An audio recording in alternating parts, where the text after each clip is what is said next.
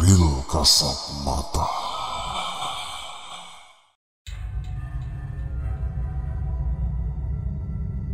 Namaku Sinta. Malam ini aku akan coba menceritakan pengalamanku pada kalian. Ini merupakan pengalaman seram pertamaku bertemu makhluk halus yang sampai sekarang tidak bisa aku lupakan. Kejadian ini terjadi ketika aku masih kelas 3 SMA. Dan setiap aku menceritakan cerita ini, aku masih merinding walaupun sudah puluhan tahun yang lalu. Malam itu malam Jumat. Aku pergi ke rumah temanku untuk kumpul-kumpul. Perjalanan ke rumah temanku itu cukup menyeramkan karena penerangan jalan yang kurang. Saat itu aku menggunakan sepeda motor sendirian, melewati rumah penduduk yang jaraknya agak jauh dari jalan. Dan di kanan kirinya itu masih banyak pohon-pohon besar. Ya, mungkin masih terlihat seperti hutan.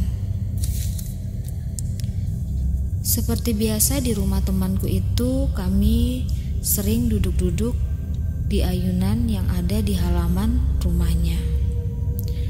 Rumahnya temanku itu sendiri besar dan halamannya pun sangat luas, juga dikelilingin oleh pagar. Tak terasa waktu sudah jam 9 malam. Kami masih ngobrol. Posisi aku duduk di ayunan itu menghadap ke arah pohon-pohon besar yang masih seperti hutan. Tepatnya berada di samping rumah temanku. Tiba-tiba dari arah sana aku melihat ada tangan melambai-lambai padaku seperti memanggil. Dan itu hanya satu tangan saja. Dengan jelas kulihat tangannya pucat, putih dengan agak kebiruan seperti mayat. Dan kulihat ada cincin di jari manisnya. Terus bergerak, melambai seperti memanggilku. Tapi aku tidak mendengar suara apapun. Aku hanya terdiam dan terpaku. Sedangkan teman-temanku masih mengobrol seperti biasa.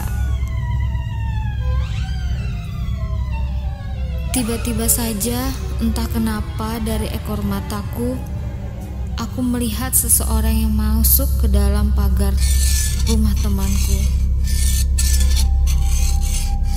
Dengan respon yang cepat, aku pun menoleh.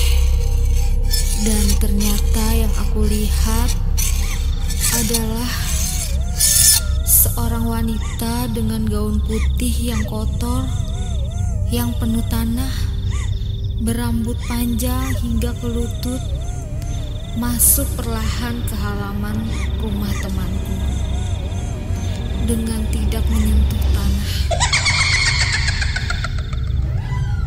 Aku hanya terdiam dan terpaku. Tidak ada yang menyadari hal itu.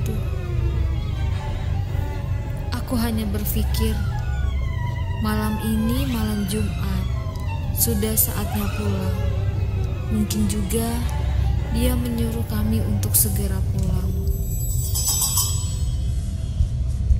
Keesokan harinya di sekolah, aku masih kepikiran dan terlintas tentang kejadian tadi malam di rumah temanku itu. Aku coba untuk ceritakan pada temanku,